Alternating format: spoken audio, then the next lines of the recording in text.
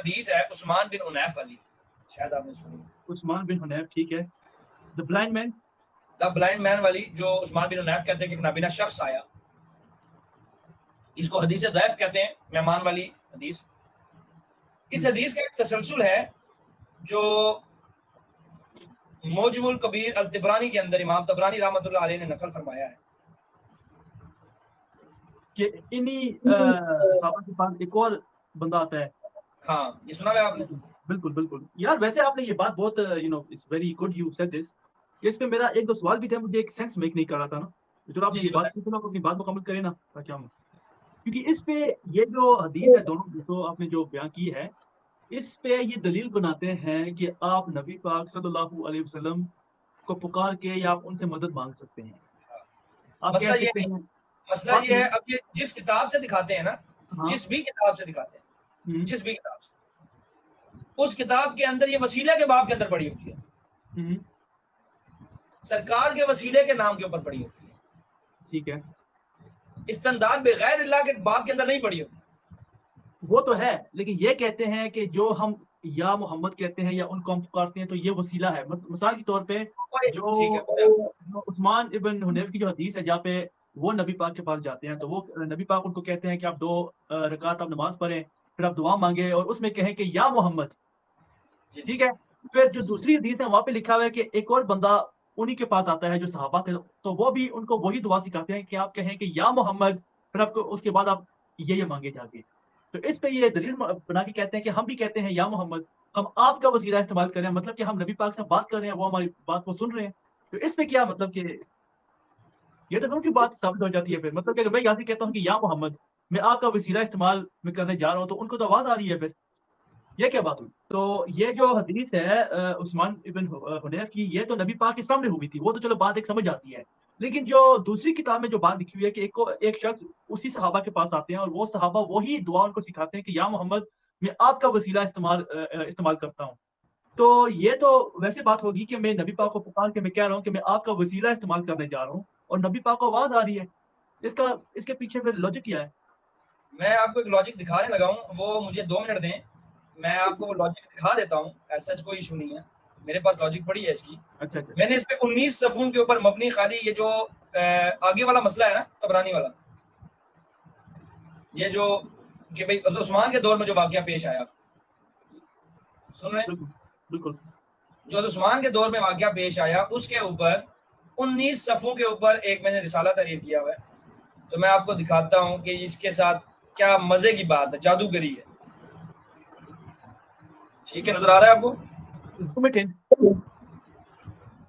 ٹھیک ہے, یہ رسالے کی وہ آپ کہہ لیں کہ ٹیبل آف کنٹینٹ ہے, ٹھیک ہے. اچھا.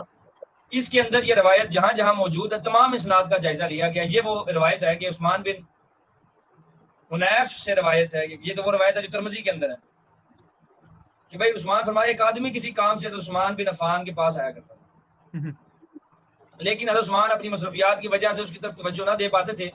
تو وہ آدمی عثمان بن حنیف کے پاس گیا تو انہوں نے اپنی پریشانی بتائی, تو وہ آگے ساری وہ روایت ہے, ٹھیک ہے. اب یہ روایت موجم الکبیر میں ہے, طبرانی کی صغیر میں ہے, کتاب الدعا میں ہے, دلائل النبوہ میں ہے, ترغیب الترہیب میں ہے, شفاء سکام میں ہے, مجموع الزوائد میں ہے, خصائص الکبریٰ میں ہے. صحیح نہیں, میرے خیال میں یہ دیکھیں جی حدیث آ گیا, یہ اسناد ہے. ان اسناد کے ساتھ یہ مکمل حدیث تمام کتابوں میں موجود ہے. ادریس بن جعفر کے اندر سکم ہے, ابن وہب کے اندر سکم ہے. میں کلر چینج کر دوں اس کا,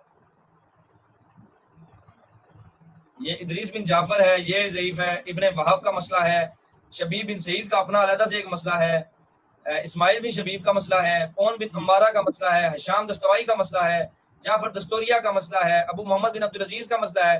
جتنے بھی ترک اس کے موجود ہیں سارے ضعیف ہیں. اچھا, ٹھیک ہے. آپ کہہ رہے تھے مسئلہ کھڑا ہوتا ہے, مجھے مسئلہ سمجھ نہیں آ رہا, آپ اس مسئلے میں پڑھے ہی نہ, حدیث ضعیف ہے. ٹھیک نہیں, لیکن ویسے جو اس کو صحیح بھی کہتے ہیں, جی جو اس حدیث کو صحیح بھی کہتے ہیں, مثال کے طور پر جو بریلوی علماء ہیں وہ کہتے ہیں یہ حدیث بالکل صحیح ہے, اور پھر آگے سے وہ بھی محدثین کا حوالہ دیتے ہیں, وہ یہ بھی کہتے ہیں. میں اسی کا جواب دینے لگا ہوں آپ کو. اب جو محدثین نے اس کو نقل کیا اس واقعے کو, انہوں نے کہا کہ یہ سرکار کا وسیلہ دیا جا رہا ہے. جو محدثین میں وہ لوگ, اب توسل کا جو معاملہ ہے, وسیلے کا جو معاملہ ہے, محدثین کے درمیان اختلافی رہا کہ شخصی توسل دیا جا سکتا ہے یا نہیں، یعنی سرکار کا توسل دیا جا سکتا ہے یا نہیں وسیلہ۔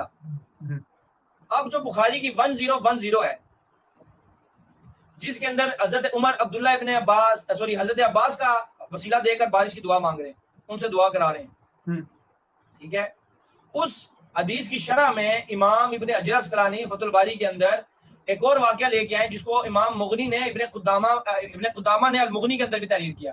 میں وہ بھی آپ کو دکھا دیتا ہوں کہ بھائی ایک عرابی آیا نبی پاک کی قبر پہ، ٹھیک ہے، اور اس نے کہا کہ بھائی میں بڑا گنہگار آدمی ہوں، تو یا رسول اللہ میں رسول اللہ کے وسیلے سے دعا مانگتا ہوں کہ اللہ میرے گناہوں کو معاف کرے گا۔ In the context of Surah Nisa verse 64. جب تم اپنی جانوں پہ ظلم کر بیٹھو۔ اب یہ حدیث، یہ جو واقعہ نقل ہوا ہے، اس واقعے کو امام ابن قدامہ نے اور امام ابن حجر عسقلانی نے وسیلے کے سسٹم پہ استعمال کیا ہے کہ بھئی یہ وسیلہ ہے، ڈائریکٹلی تو مانگ ہی نہیں رہا، نہ اس دعا کے اندر مانگ رہا ہے، نہ وہاں پہ ڈائریکٹلی مانگ رہا ہے۔ اے محمد کہنا تو وسیلہ، یہ تو استمداد مانگنا نہیں ہے نا، یا محمد مدد، یا رسول اللہ مدد کہنا ہے، ٹھیک ہے، کہ بھئی یہ معاملہ ہے۔ اب وہ بھائی جو کمنٹ کر رہے ہیں کہ یہ واقعہ امام ابن کثیر بھی لے کر ہے، میرے بھائی سند وہی ہے نا، سند وہی ہے جو امام ابن کثیر لے کر ہے، سورہ نساء کے اندر لے کر ہے نا، عرابی والے کی آپ بات کر رہے ہیں نا، تو یہ المغنی کے اندر امام ابن قدامہ نے بھی لکھا ہے، ابن حجر عسقلانی نے بھی لکھا ہے۔ میں یہی آپ کو بتا رہا ہوں، یہ لوگ اس کو وسیلے کے لیے استعمال کرتے تھے۔ اب ابن کثیر تو خود کیا نام ہے وسیلہ شخصی مانتے تھے، ٹھیک ہے، تو کہنے کا یہ مقصد ہوتا ہے کہ آپ جب کوئی چیز پکڑتے ہو، کسی چیز سے دلیل پکڑتے ہو، تو تمام ائمہ کا جو اختلافی مسئلہ ہوتا ہے اس کو لے کے چلنا ہوتا ہے۔ اب اس سے جو استمداد ثابت کر رہے ہیں نا، وہ ہمیں بتائیں کون سے امام نے اس سے استمداد نکالی ہے، پہلے تو یہ بات ہوگی۔ حدیث کے اندر متن پڑھ تو بعد میں بات ہوگی نا، ہم تو متن تک بعد میں پہنچیں گے، ہم پوچھیں گے کہ بتاؤ کون سے محدث نے اس حدیث سے یا اس واقعے سے وہ نتیجہ نکالا ہے جو آپ نکال رہے ہیں۔ پہلی بات تو یہ ہوگی۔ دوسری بات یہ ہے، استغاثہ کے لیے تو کوئی دلیل ہے ہی نہیں ہے میرے بھائی ان کے پاس۔ استغاثہ کے لیے یہ لوگ سوائے اس چیز کے کہ مدد مانگو صبر سے اور نماز سے، ان کے پاس کیا ہے؟